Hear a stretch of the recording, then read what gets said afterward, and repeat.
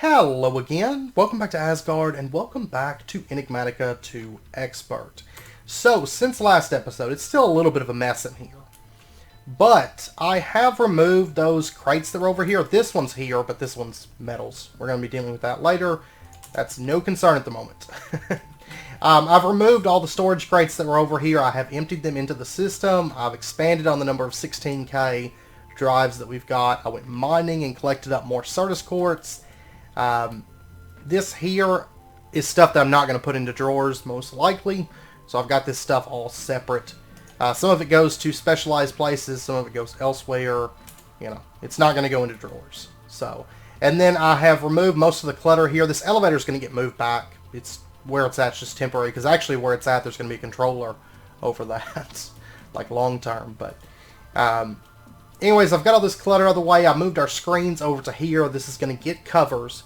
In the upcoming update for the pack, we are going to be able to craft cable anchors properly and not have to craft a new tool every time. So we're going to do covers and clean all this stuff up. But our screens are going to go here, and then there's going to be probably a fluid screen right in here. If we come over, I have expanded out the ME drives. These are not all plugged up, but I did expand them. The only ones that are plugged up are these two. Just like before, all the rest of these aren't currently plugged up. And I need to light this up, lest I forget. There we go. The rest of those are not plugged up at the moment. At the moment, they're more just decorative drives. And these right here, these are sneaky false blocks. We've talked about those before because I've got them down at the Flu network. So that way, basically, I can just move behind that if I need to do any maintenance. We are going to be back there a little bit today. So just a heads up. And of course, I've got red spots. I haven't done lighting in here, but I'm going to. I'm working up to it, if you will. Over here, this is ender chest. These are going to be where the ender chests that our system uses and accesses, all those are going to be here.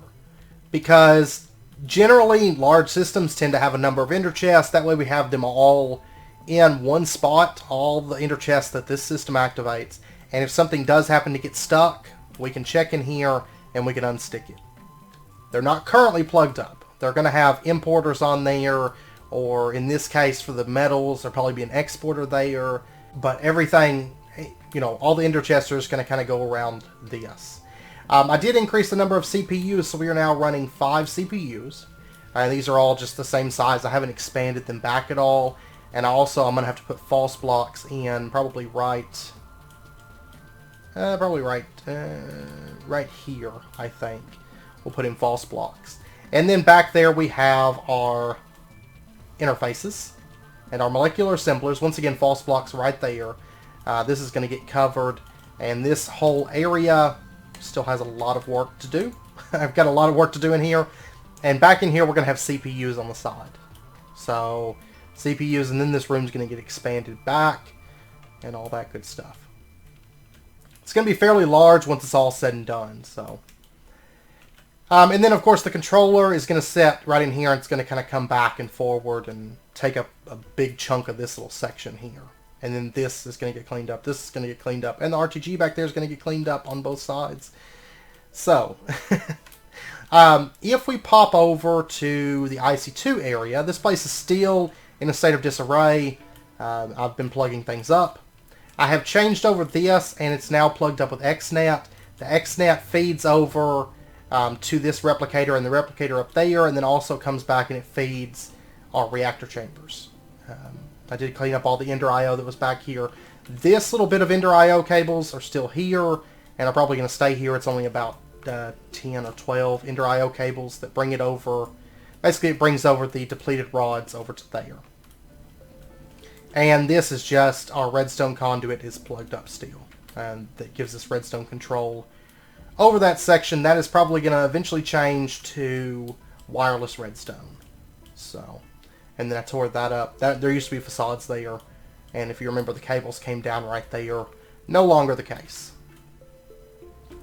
And then over here, the controller has been updated. So now it covers the reactors and the UU matter on this line.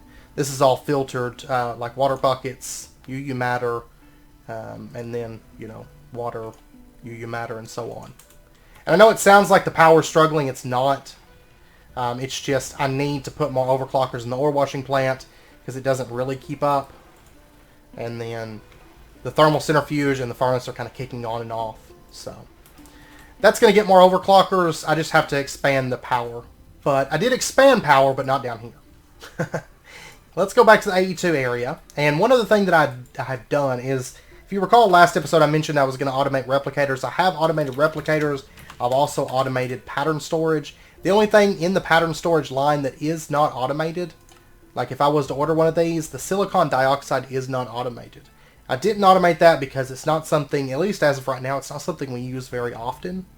And I can throw, you know, a stack of clay dust in the thermal centrifuge down at the ore processing area. And then eventually it'll be the manual little IC2 area. I can throw a stack of that clay dust in there and make silicon dioxide really, really fast. So that way I can avoid having to set up another thermal centrifuge up here because it's not really needed. And if you want to see the recipes that I have done, just a quick look at them. I did add in, of course I added in crystal memory raw right there. And I added in, I don't know, lead item casings are in there. I am going to change all these to larger amounts, like the gold cable. It makes 128 gold cable. That makes 32 lead item casings. All the recipes are going to get that. Or at least all the ones that we use a bit are going to get that. But you can see I've added in a bit of recipes. I don't exactly know which ones I've added since last episode, but there is things like basic plating, graphite blocks, lead sheet metal, our void upgrades and storage upgrades, ender tanks, ender chests, exporters and importers, things like that have been added. So, and I've still got a little ways that I can expand outwards. So, I have been getting into the resource heavy part of ordering lots of things as I've expanded the system out. Like, you know, I just crafted up 24 ME drives, you know, just in one order, just do it. And then 16 Ks. That's why I had to go mine Certus earlier. But and then up here I have expanded the power back, and I moved it back a little bit because we are about to, and this has all been with replicated RTGs. I need to look, we may have a bit of plutonium in there, and so I can make some as well. But we're going to be changing this over. I'm not 100% sure if the upcoming mechanism change is going to take the ticks into account or not, but what I'm going to do is I'm going to make the system safe. So basically what I'm going to do is I'm going to have each radioisotope thermoelectric generator, every single one of them is going to have, I'm going to be using these just basic universal cables because it pulls out 1.28 thousand RF per tick. That'll be fine because if you recall, these are only producing 256 EU per tick. So that'll be enough to pull out that 256 and a little bit extra with the basic universal cables. And then what I'm going to do is they're just going to come out. They're not going to connect to each other. They're going to come straight out. They're going to connect into an MFSU. So all the power is going to get fed into MFSUs, and each radioisotope is going to have its own dedicated MFSU. So it's going to be expensive, but it's fully automated. I can just order MFSUs, you know. And they're actually not even that expensive in truth. Not really. I mean, they use a lot of lapis. They use like 600 lapis, but other than that, it's not too bad. And so each of these is going to pump into its own dedicated MFSU. And then from there, the MFSU is going to come out with HV cable. All the HV cable, or glass fiber cable, I mean, all the glass fiber cable is going to connect together and come into these machines, these IC2 machines, and they're going to have transformer upgrades to bump them up so that they can accept that MFSU power. And that's going to be the exact same as doing this, except for it's all going to be packets of like, well, I say it's not going to be packets of 256 since we're going to be using the MFSU, but it's going to be all individual packets. So we'll be able to feed in a ton of power into this. Not to mention we're going to be able to store a ton of power. So whenever these machines, whenever I order something, it's going to have a ton of power that it's going to be able to use for that. So unless I'm just running it hot for hours, probably, well, maybe not hours, a while. Unless I'm just running it hot for a really good while, we're not going to see any power flicks, even at higher overclocker amounts. But we're actually with this setup right now, we're actually getting close to being able to support 20 overclockers running it hot. I was running it hot earlier, crafting up like Hemi Drives and stuff. I was running it hot, And I was watching the power generation, and it's pretty close at this point to being able to sustain 20 overclockers in a single machine. That's in a single machine, but it is a ton of power. It really is, but it does it quick. And even at the moment, like, it has a lot of power to work from, and then once we put the MFSUs, it's going to have even more power to work from, so I think we're going to be pretty solid at that point. And then over here, I have 4 replicators and 2 pattern storages. We're going to be using that this episode. The episode might run a little bit longer, depending, like last episode. Last episode was like 45 minutes. It might be another 45-minute episode. I don't know. Hopefully not. I'm going to try not to, but... anyways, we've got 4 replicators, 2 pattern storages, and actually before we get started, I'm going to go ahead, I don't need them right this second, but I'm going to go ahead and order 2 additional pattern storages, and then 4 additional replicators, which I need more glass fiber cable, more electronic circuits, more bronze, all of which are easy. So I'm going to go ahead and get the bronze running, and then let me pop downstairs. I'm going to go ahead and order some more glass fiber cable and then some more advanced circuits as well. Let me actually set this to a single run. And fun fact, the new Enigmatica update that's coming up, I'm going to go ahead and run these first because they're a bit faster. The new Enigmatica update that's coming up is, it's going to be even better. Because, like, you think replication and UU matter is OP right now. I was looking through and they have added additional recipes for things like the steel casings and the immersive engineering blocks and stuff like that almost felt like we should be able to replicate, but we weren't able to before. We're going to be able to scan and replicate those things as well. So UU is getting an even bigger boost than it already has, and it's going to be even more crazy. Okay, I'm going to let that glass fiber cable run for a bit, and I always get turned around whenever I come out of there. And then I can order the replicators here in just a bit, but I'm not for sure. Let's see, we've got bronze. There we go. I'm not sure how many we needed for the 4. Missing 8. Okay. Well, I'll go ahead and order 2, and then I'll order the rest whenever that glass fiber cable gets done. Okay, so what we're going to be doing today is a multitude of things, actually. Let's see, first up, we're going to order ourselves a terminal. No, I just want a standard terminal. Hemi terminal. This one right here. Let's go ahead and get that. Let's go ahead and grab our terminal. I'm going to need a logic processor. Okay, so there's our terminal. And let me get some Fluix cable. I want some quartz fiber cable. And I also want an energy acceptor.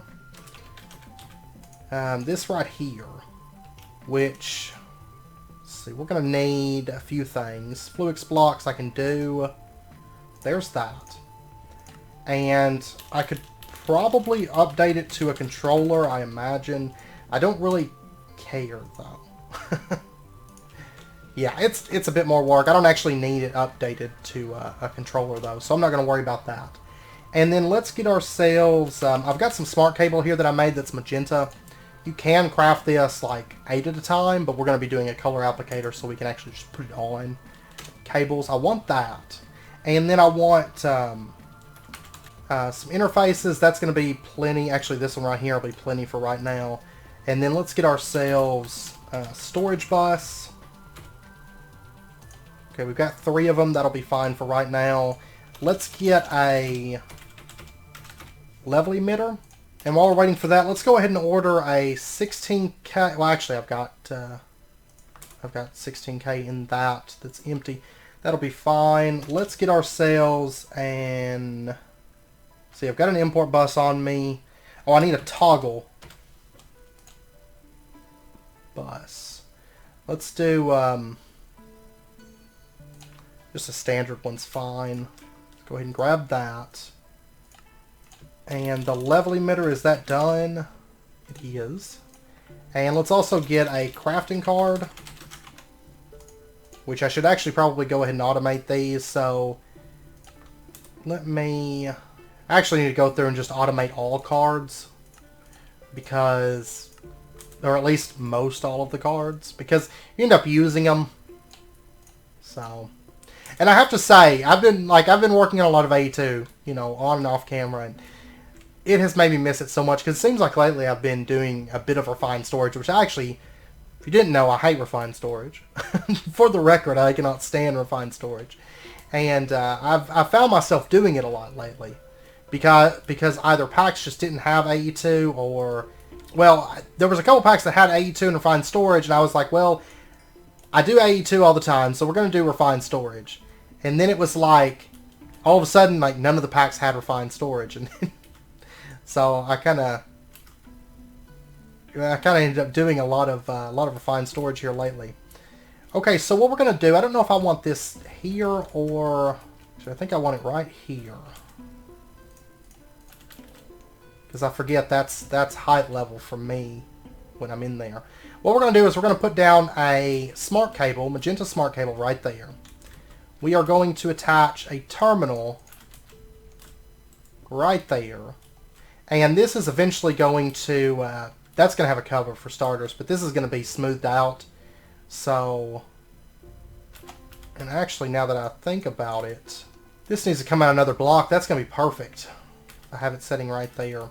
So we're going to have our magenta smart cable right there. We're going to go ahead and just bring this over. And then what we're going to do is we're going to have a energy acceptor that sits right back here. On top of it, we are going to have... I'm going to steal one of these plutonium RTGs from our Thaumcraft area. Because it's not going to stay RTGs, and I don't need that. Actually, it's got enough power without this. I'm going to go ahead and put down a plutonium RTG right there just to supply some power to this energy acceptor. And this probably will not change. This thing's not going to use a whole lot of power. I don't think. I think that'll be enough. I mean, because right now it's only using 1 RF per tick. 1.08 RF per tick. Okay, so then what we're going to do... Actually, I need more storage buses. I don't know what I was thinking. Okay, so what we're going to do is... We can go ahead and start setting this up with these storage buses. We're going to go ahead and just put storage bus, and that's going to be 1, 2, 7... Let's see, 6, 7, 8... 8 channels. That'll be perfect, actually. Well, no, because then I'm going to have... We're going to go ahead and put storage bus... And I need these storage buses... Connect those on like that. We'll go ahead and connect these up as well. And then we're going to go ahead and see, quartz fiber cable right there. And then we're going to go ahead and just connect all of these up. And then quartz fiber cable, connect that over. And then connect these 6 up. Which I guess I don't need the quartz fiber cable right there anymore. And let's pull that off as well. Okay, so then what we're going to do is, let's see, I want a interface. Actually, since I'm starting with a Super Sorin, I need to, well, I've actually got these interfaces here, that'll be fine. Let's do an interface right there. And then attached to it, of course, a storage bus, just like we covered last episode. Then we're going to bring this up and connect it in. Okay, and then what we're going to do is, well, we'll do the same thing over here. We'll do interface, storage bus, plug it over. It's got power from right there. This one's got power from right there. Okay, so now if we, actually let me, I can't enter anymore. Let me drop this. Interface, storage bus, right here. Okay, if we would come over here now and we access this terminal, you can see there's all of our storage cells. Because we're using our storage buses to access the ME drives. Instead of accessing a normal inventory, we're accessing the ME drives. And then what I want to do is, and that's basically a way that I can go in here and I can pull out, say, that. And you can see it just got pulled out there at the left. So now there's only 6. If you watch there on the left side, if I throw this in, well, actually it's going to go into a random slot. It went right there. Okay. And then I can pull it out. That's the only empty one? Yeah. I'll pull this out. And And there we go, back to 6. That's one of the only downsides, is this is going to dump it into a random slot unless you go through and you set the priority. Like if I was to set the priority on this to a priority of say 1,000, then I come over here and I dump this in. It dumps it right there. Okay. Now it's not always going to dump it in that slot. Like, well, usually it doesn't, but it seems to be behaving pretty good right now. Awesome. So I could go through, and I might actually go through and set the priorities on these. For right now, I'm going to go with like, we'll do 999. And you can also type this in if you want. So 998. Whoops. There we go. Okay, so I set the priorities on these first ones. So it's descending. It's going to go bam, bam, bam, bam, bam, bam. And then it'll start filling up the second drive. So I'll probably end up putting the priorities on all of these. For right now, I'm just going to do these. So that way it'll actually keep it in the front drive there. So I guess that'll work. Let's go ahead and grab this out. And then next up, what I want to do is, right now we're bringing over, so we brought over 6 channels here. I can't remember how many we're actually pulling from this. 18 of 32. It's 28 of 32. That would be this one that comes out. It's missing 3. I think we've got 1 extra channel on that line. I didn't use smart cable. It'd be easier if I'd use smart cable. Yeah, we've got 1 extra channel on that line, which is perfect. What we're going to do, that's this line right here. This is the one that connects into the first drives. If not, I could have done another Super Soaring drive. It's not really an issue. Let's go ahead and pull this stuff up for just a minute. I want to get access to these cables over here. That's why I didn't connect these. I went through a Super Soaring first, because we're going to use 2 channels over here. So what we're going to do is we're going to set up ourselves right down in here. We're going to set up an interface. And inside this interface, we are going to put the crafting card that I never picked up. There we go. We're going to put a crafting card into this. And we are going to put in... Actually, before we put this into the configs, let's go ahead now and set up an import bus. It's going to be setting right here. And we are going to have, let's see, how do I want to do this? Let's bring down a set of cables right here. And then right here, we're going to put a toggle bus. Right there. And then attach that. Device is offline. We'll go ahead and connect that up. And you can see it says device is offline. Basically, it's not... this is offline. Even though it's connected up to the power system, it's offline because it's not receiving a redstone signal. The toggle bus needs a redstone signal before it can actually transfer channels of power through a line. And then the inverted toggle bus is inverted from that. And then what we're going to do is we are going to... Let's see, how do I want to connect this up? Let's do a piece of quartz fiber right there. And we are going to bring this cable over like that. Let's put quartz fiber right there as well. Bring this cable over. So it's not going to transfer any channels, it just transfers power, which really doesn't matter. And now we're going to put the... Now we can pull that off. We're going to put the level emitter right there. So it says device online right now. That means this is getting redstone signal, so it's sending channels and power over to this import bus. Now what we're going to do is we're going to say that emit when levels are above or equal to limit. We're going to select item. We're going to leave this as is. We're going to say 1K or 16K ME storage cell. And actually I need to change this. Let's do... See, emit when levels are below limit. Okay, so it's emitting a redstone signal right now. Okay, so basically it's allowing channels to go through and activate that import bus. Now, if I was to put this in here, let's put, in the config, let's go ahead and put that in there. 16K ME storage cell. Now, what's going to happen is if we come over here, we give it just a minute. For some reason it's not working with the 16K. Can I not order a 16K? Is that... Because that could be the issue. See, I can order a 16K. I don't know why it's not working. Huh, let me order one. Let me try a different one maybe. Let's see, that's about to get done crafting, so let's see what happens. Whenever it finishes crafting the 16K, will it pull it out? Because the crafting card just doesn't seem to want to request it. Okay, let's put that into there then.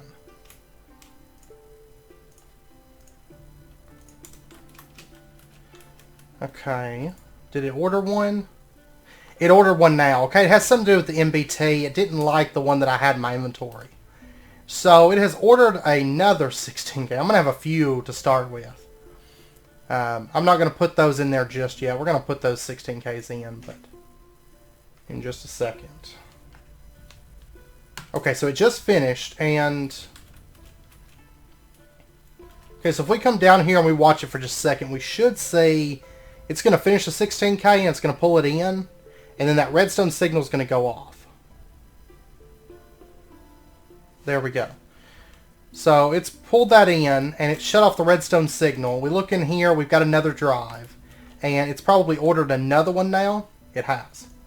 Okay, so what's going to happen is the interface is always going to have one 16K in there, just one, and then whenever, it's always going to keep one stocked, and then whenever the redstone kicks on, it's going to pull that one in, start crafting another one, and then the redstone's going to go off because it's pulled that new one in there. Okay. And then I'm going to go ahead and just take these and just put them into there. And so basically that means we're always going to have a 16K. And if we don't have a 16K that's completely empty, it's going to be crafting one. And that way I don't have to worry too much about storage of stuff. Which this is... Oh, okay. I missed the 3 right there. There's 3 completely empty ones right there. I was like, wait a second, I'm only seeing 1. But there's 3 empty ones. And then this has probably finished crafting. It has. And if we look in here, there's another one that's ready to go. So something in the data had changed on the one that I had. And that's why it wasn't taking it. But yeah, so that's set up. And this terminal, right now it's not terribly useful because I just see a bunch of 16K ME storage cells that have like a bunch of data that I don't know what's in them. This is going to be useful a little bit later on because we're going to have specified disks that have like names on them and specified materials through the cell workbench, so they keep certain items in them, and that way we can access those through here. It's just kind of handy, it's just kind of nice to have, and you can see all your cells at a glance through this terminal. Okay, so there we go, that's sorted. And the next thing that we're going to do is we're going to set up our UU hub, and then we are going to, I don't know if this is going to be a 1-part or a 2-part episode, we'll see. We'll see where the time gets us, because it's a little bit involved stuff that we're going to be doing. But let's go ahead and do the UU section. And so right over here, let me go grab that other scanner and replicator real quick. Or not scanner, but pattern storage. I keep wanting to call it scanners, but... and then we want the replicators. There we go. And we'll just pop up here. We're going to drop pattern storage. You need a pattern storage right in there so that it can access the recipes. And then what we're going to do is we're going to come back here. Actually, I'm out of ultimate cable at the moment. Oh, and it looks like I'm going to have to craft more. Okay, well, I'll do that later. We can start with because we got 4 replicators up there, and these are all plugged up. They've got power cables that come through and plug into the back of these.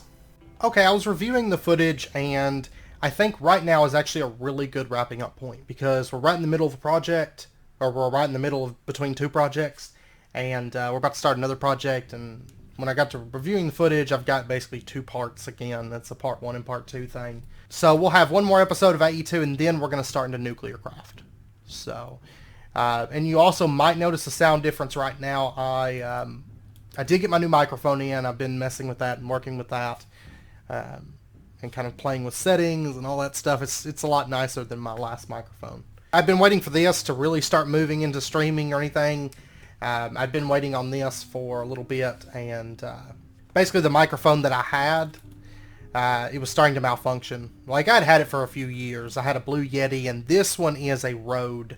So I'm quite a bit happier with this one. I like the sound quality and everything, and it's just kind of a step up. Plus, it's a new microphone, so it's not malfunctioning on me.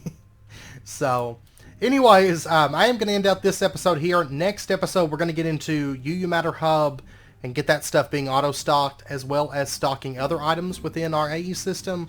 And then we're going to be moving into nuclear craft. Anyways, I hope you guys enjoyed the episode. If you did, as always, be sure and hit that like button and go ahead and subscribe if you're not already to stay updated with when new videos come out. And I hope to see you guys next time. So until then, as always, do take care. Stay safe. I'll see you guys then.